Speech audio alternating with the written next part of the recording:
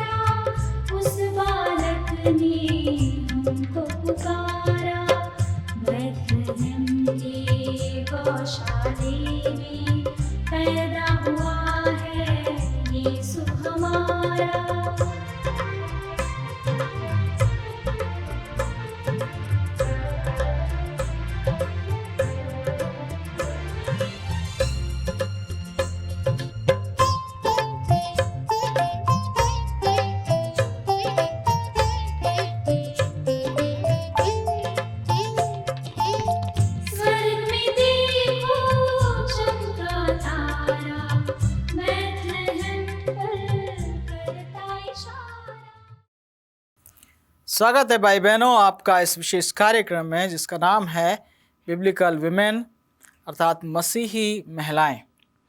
वो महिलाएं जिनका वर्णन परमेश्वर के वचन में पाया जाता है, उनमें से अलग अलग स्त्रियों को हम ले रहे हैं। उनके जीवन में जो कुछ अच्छाइयाँ और बुराइयाँ घटी, उनसे कुछ सीखने का हम प्रयास इस कार्यक्रम में कर रहे हैं। मैं आपसे निवेदन करता हूँ कि आप अपने बाइबल पवित्र शास्त्र को अपने पास रखें, ताकि जिन बाइबल पदों को पढ़ा जाता है उनको आप स्वयं भी पढ़ सकें, उन्हें आप निशान लगा सकें और बाद में आप उस पर और भी ध्यान और मनन करके सीख सकें कि परमेश्वर हमारे जीवनों से क्या चाहता है। परमेश्वर की योजना को अपने जीवन में हम किस प्रकार से पूरा कर सकते हैं, इस पर ध्यान देने की आवश्यकता है। इस समय जो हमने एक विशेष चरित्र लिया है वो है मरियम। मरियम मूसा की बहन, हारून की बहन मरियम का वर्णन हम करेंगे। उसके बारे में हम सीखेंगे और देखेंगे। हम जानते हैं कि मरियम ऐसे समय में पैदा हुई, ऐसे समय में वो इस संसार में आई जबकि जो इस्राएली कौम है वो अत्यधिक संकट के बीच में से गुजर रही थी। फ़िरौन के जो लोग थे, फ़िरौन जो था वो इस्राएलियों के ऊपर अत्याचार कर रहा था। इस्राएली लोग अत्यंत दुर्दशा में थे और ऐसा नियम, ऐसा कानून बनाया गया था कि अगर इस्राएलियों के घरों में बेटे पैदा होते हैं तो उनको मार डाला जाए और बेटियां पैदा होती हैं तो उनको छोड़ दिया जाए।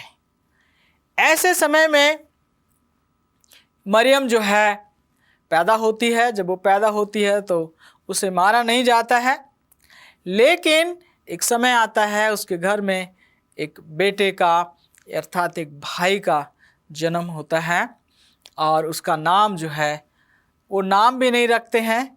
थोड़े दिन तक उसकी माँ जो है उसको पालती है, उसकी देखभाल करती है और जब उसको पालना, उसकी देखभाल करना मुश्किल हो जाता है क्योंकि बच्चा रोने लगता है, उन्हें संदेह होता है कि अगर बच्चा रोया तो बाहर खबर गई, जो फ़िरौन के सिपाही हैं वो आ जाएंगे और वो देखेंगे ये बेटा है तो उसे वो मार डालेंगे।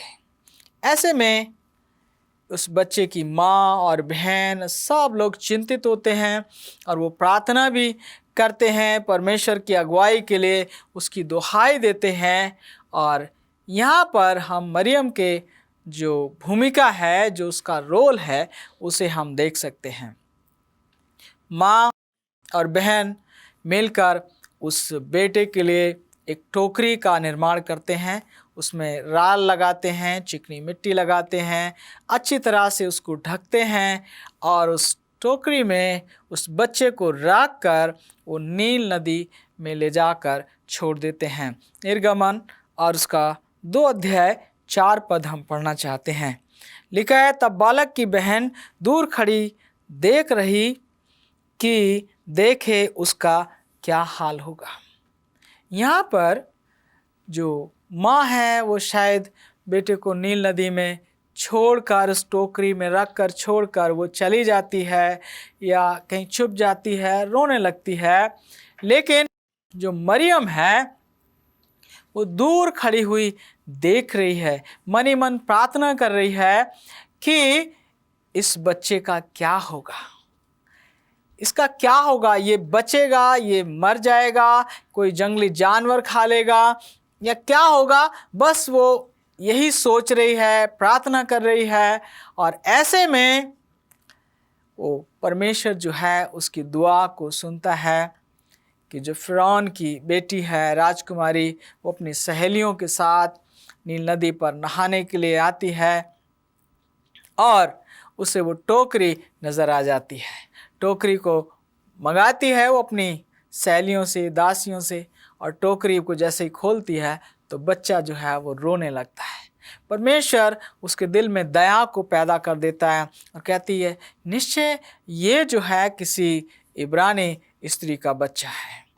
और मरियम जो है यहीं पर देखती है कि एक कार्य है जो वो कर सकती है और वो जल्दी से दौड़ कर जाती है और कहती, राजकुमारी राजकुमारी, क्या मैं इस बच्चे को आपके लिए दूध पिलाने के लिए किसी इब्रानी दाई को ले आऊं?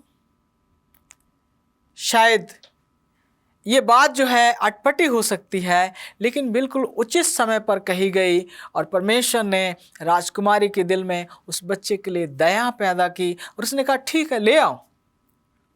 और वो जल्दी से गई और दौड़कर अपनी माँ को लेकर आ गई और कहा, राजकुमारी राजकुमारी, ये इब्रानी दाई है जो इस बच्चे को आपकी एवज में दूध पिलाएगी, उसको बढ़ा करेगी, इसकी देखभाल करेगी और जब इसका दूध छूट जाएगा फिर ये आपके पास पहुंचा दिया जाएगा। मेरे प्रियो, मरियम की भूमिका को हम यहाँ पर देख सकते हैं। एक छोटी सी भूमिका है लेकिन बहुत ही शक्तिशाली भूमिका है। यहाँ पर स्त्री का रोल हम देख रहे हैं, भूमिका देख रहे हैं कि वो अपने भाई बहनों के प्रति क्या कर सकती है, उसका कैसा दायित्व और कैसा कर्तव्य बनता है, उनकी भलाई और बेहतरी के लिए वो क्या कुछ नहीं कर सकती, इसको हम यहाँ पर देख सकते हैं।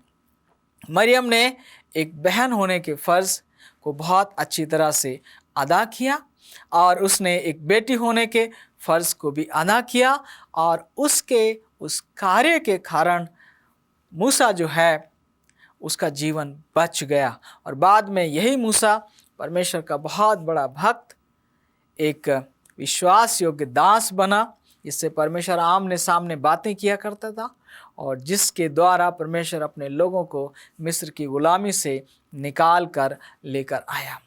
मरियम के जीवन से हम बहुत सी बातों को सीख सकते हैं। आवश्यकता है कि जो बहन बेटियां हैं वो अपने भाई बहनों के प्रति इस प्रकार के व्यवहार का प्रदर्शन करें, उनसे प्रेम करें, उनको बचाने के लिए, उनकी सुरक्षा के लिए, उनकी देखभाल के लिए वो हर एक उस कार्य को करें जो वो कर सकती हैं, और इस प्रकार से वो परमेश्वर की महिमा का कारण बनेंगी और एक दूसरे के लिए आशीष का कारण बनेंगी। मेरे प्रियो, यहाँ पर हमें मरियम का एक बहुत ही शक्तिशाली, बहुत ही पावरफुल भूमिका जो है वो नज़र आ रही है। परिवार में देखा गया है कि बहुत सी बेटियां ऐसी हैं जो अपने भाई बहनों से प्यार नहीं करती हैं। उनके बीच में ईर्ष्या की भावना पाई जाती है और ऐसे परिवार जो हैं वो बिखरते हैं, वो टूट जाते हैं। आपस में उनमें लड़ाई झगड़ा होता है और अक्सर वो इस बात पे लड़ते हैं कि उसका ज़्यादा ध्यान दिया जाता है, मेरा कम ध्यान दिया जाता है। नहीं, हमें चाहिए कि हम मरियम के समान अपनी भूमिका को अदा करें। जो आपके छोटे भाई बहन हैं, परिवार में जो छोटे बच्चे हैं, बड़े लोग हैं, उनके प्रति आप एक अच्छा व्यवहार करके, एक मसीही जीवन के अनुसार उनके साथ व्यवहार करके, उनकी देखभाल करके, उनकी सेवा करके आप अपने लिए एक अच्छा नाम कमा सकती हैं। आप दूसरों के लिए एक आदर्श बन सकती हैं। आप परमेश्वर की आशीषों का हक अपने जीवन में प्राप्त कर सकती हैं। मेरे प्रियो, मरियम ने एक बहुत ही सशक्त उदाहरण हमारे और आपके सामने रखा है। इसी मरियम के एक और दायित्व को, एक और भूमिका को हम आगे चल के देखना चाहेंगे। मेरे साथ आप चलें निर्गमन उसका 15 अध्याय और उसका 21 पद जो है वो हम पढ़ना चाहते हैं। लिखा है, मरियम उनके साथ ये टेक गाती गई, यहोवा का गीत गाओ क्योंकि वो महाप्रतापी ठहरा है, घोड़ों समेत सवारों को उसने समुद्र में फेंक दिया। यहाँ पर ये जो मरियम है अब बड़ी हो गई है। मेरे ख्याल से इसकी काफ़ी उम्र हो चुकी होगी, क्योंकि मूसा जो है वो भी 80 साल का था और मरियम जो है मूसा से बड़ी थी, तो निश्चय ही यहाँ पर उसको हम एक उम्र दराज रूप में देख सकते हैं। जब परमेश्वर ने इस्राएलियों की सुधि ली, सारे लोग मिस्र से निकल कर गए। जब वो बाहर निकले और एक समय आया कि लाल समुद्र के किनारे जब वो पहुंच गए और फिरौन की सेना जो है वो पीछे से आ गई उनको नाश करने के लिए, वहाँ पर परमेश्वर ने अपना कार्य किया। उसने लाल समुद्र को 2 भागों में बांट दिया और परमेश्वर के जो लोग थे, जो इस्राएली लोग थे, वो सुरक्षित भूमि पर चलते हुए पार उतर गए। लेकिन जब फिरौन और उसकी सेना ने यही करना चाहा, उस सूखी भूमि में से निकलकर इस्राएलियों को पकड़ने का प्रयास किया, तो वही पानी जो इधर उधर दीवार बन के खड़ा हो गया था वो उनके ऊपर आ गया और वो अपने घोड़ों और रथों के समेत बहकर चले गए। यहाँ पर जब सारे इस्राएली लोग खुशी मना रहे थे, आनंदित हो रहे थे, परमेश्वर का गुणगान कर रहे थे कि हमारा परमेश्वर कितना महान है, उसने शक्तिशाली शत्रु से हमारी रक्षा की है और जो शत्रुओं के घोड़े और रथ थे वो सब बह गए और परमेश्वर ने अपने लोगों की रक्षा की है।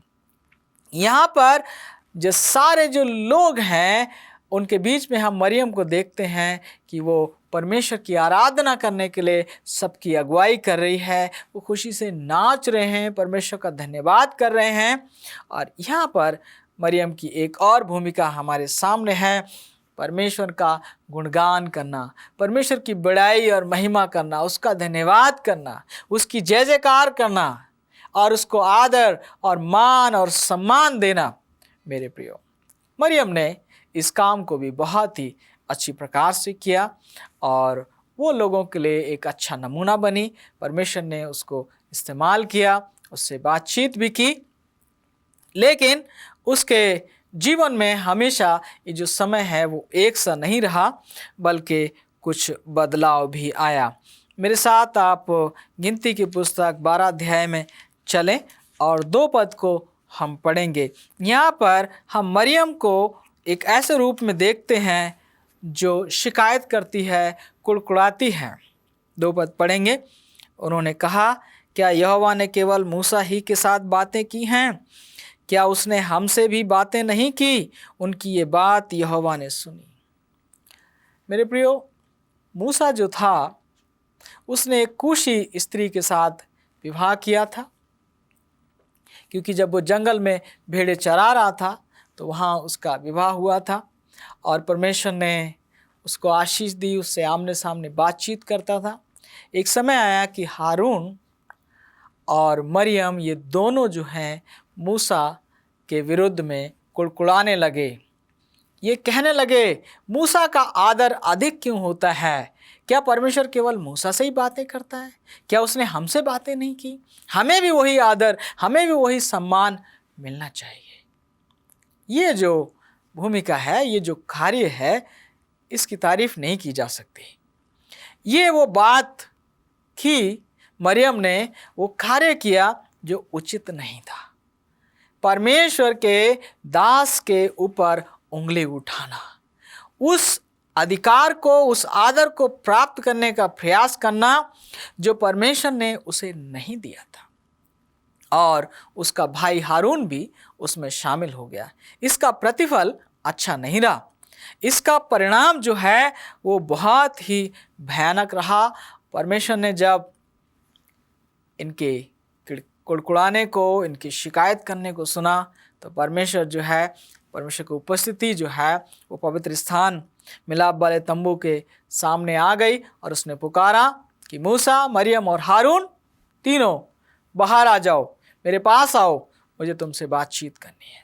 वहाँ पर परमेश्वर कहता है हारून से और मरियम से कि अगर तुम्हारे बीच में कोई नबी है तो मैं यहोवा दर्शन के द्वारा उससे बात करता हूँ, लेकिन मूसा तो मेरे आमने सामने मेरा दर्शन करता है, मैं उससे बात करता हूँ, क्योंकि मूसा जो था वो दुनिया के सारे लोगों में सबसे अधिक दीन था।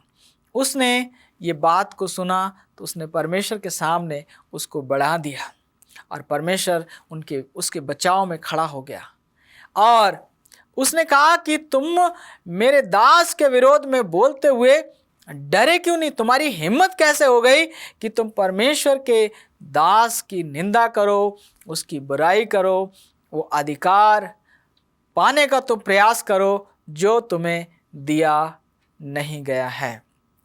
मेरे प्रियो, इसका परिणाम जो है वो अच्छा नहीं रहा।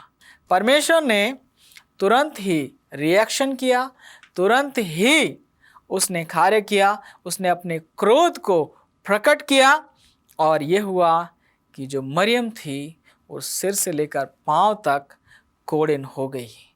कोढ़ उसके शरीर पर दिखाई देने लगा। और जब ये बात हारून ने देखा, जब उससे देखा कि मेरी बहन जो है वो कोढ़िन हो गई है, तो वो मूसा के पास गया और गिड़गिड़ाने लगा और कहने लगा कि हे स्वामी, हे प्रभु, हमने गलती की है, हमने अपराध किया है, हमने पाप किया है, लेकिन ये दंड तू हमारे ऊपर मत लगने दे, तू हमें बचा ले, इस बहन को बचा ले, इसके लिए तू प्रार्थना कर। और वहाँ पर हम देखते हैं मूसा ने अपनी बहन के लिए प्रार्थना की कि हे परमेश्वर, आप इसे क्षमा करें, इसको माफ़ कर दें, इसको एक और मौका दें। परमेश्वर ने कहा, अच्छा तूने कहा है कि मैं इसे माफ़ करूं तो मैं इसे माफ़ करता हूं, लेकिन फिर भी ये 7 दिन तक तंबू से बाहर रहेगी, अलग रहेगी, और 7 दिन के बाद जो है ये निवास स्थान में अंदर आने पाएगी। 7 दिन तक ये बिल्कुल बाहर बंद रहेगी। और मरियम को अपने जीवन में ये कड़वाहट झेलनी पड़ी कि वो 7 दिन तक तंबुओं से बाहर रही, अलग बंद रही, और 7 दिन के बाद उसका जब कोढ़ समाप्त हो गया तो उसे मौका मिला कि वो लोगों के बीच में आकर फिर से रहे और फिर सारे इस्राएली जो हैं वो आगे बढ़ सके। यहाँ पर हम मरियम से कुछ सीख सकते हैं, उसकी गलती से हम कुछ सीख सकते हैं कि जो अधिकार हमें नहीं दिया गया है उसे पाने का हम प्रयास ना करें। हमें जो दिया गया है उसके लिए हम धन्यवादी हों, उसके लिए हम आभारी हों और परमेश्वर की महिमा और परमेश्वर की बड़ाई करें, तो परमेश्वर हमारे जीवन के द्वारा महिमान्वित होगा और हम सचमुच आशीषित होंगे। कई बार हमारे घरों में हम देख सकते हैं कि बहनें और बेटियां जो हैं कुछ बातों में अपने भाइयों से वो एक कंपटीशन रखती हैं, ईर्ष्या रखती हैं, द्वेष रखती हैं और इसका नतीजा कभी भी अच्छा नहीं होता। मेरे प्रियो, परमेश्वर की योजना को जानें और समझें और अपने जीवन में उसको लागू करें तो निश्चय परमेश्वर हम सबको आशीषित करेगा और अपनी महिमा के लिए, अपने राज्य विस्तार के लिए हमारा और आपका वो उपयोग ज़रूर करेगा, क्योंकि हमारा परमेश्वर जो है वो महान परमेश्वर है।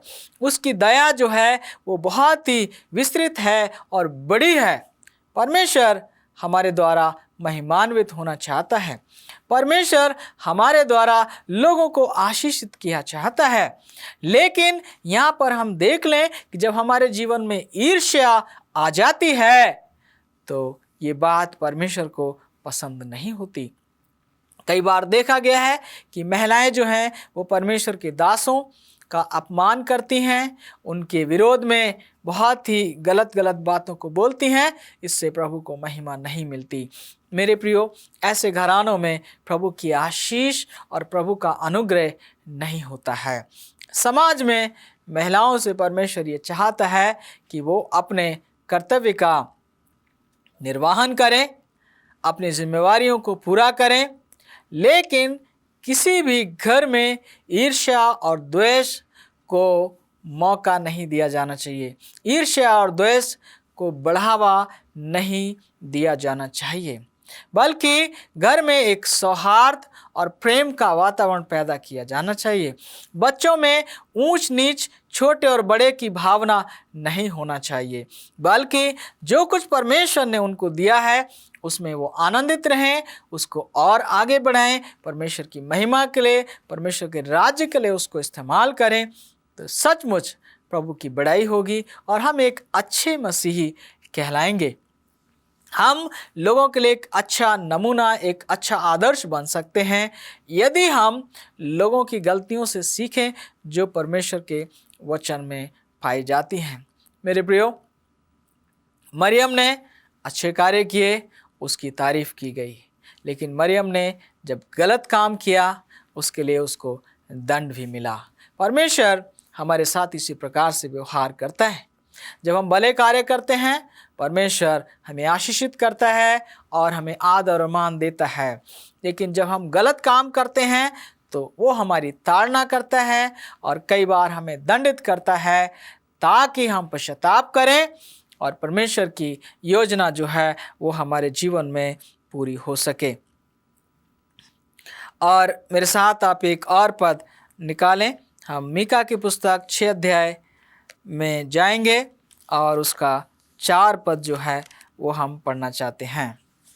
मीका की पुस्तक 6 अध्याय और उसका 4 पद लिखा है, मेरे विरुद्ध साक्षी दे, मैं तो तुझे मिस्र देश से निकाल ले आया और दासत्व के घर में से तुझे छुड़ा ले आया और तेरी अगुवाई करने को मूसा, हारून और मरियम को भेज दिया। यहाँ पर जो मरियम है वहाँ पर उसको दिखाया जाता है कि वो लोगों की अगुवाई करने वालों में से थी। केवल मूसा ही लोगों की अगुवाई नहीं कर रहा था, बल्कि हारून और मरियम को भी यहाँ पर बराबर का सम्मान दिया गया है। परमेश्वर कह रहा है कि मैंने ठहराया कि मरियम लोगों की अगुवाई करे। मेरे प्रियो, मेरी बहनों, मेरी माताओं, परमेश्वर आपके जीवन से यही उम्मीद करता है। उसने जो आपको गुण दिए हैं उसको परमेश्वर की महिमा के लिए, परमेश्वर की बड़ाई के लिए, लोगों को आशीषित करने के लिए इस्तेमाल करिए।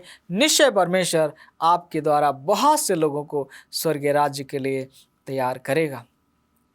आइए हम एक और हवाला जो है अंत में पढ़ना चाहते हैं।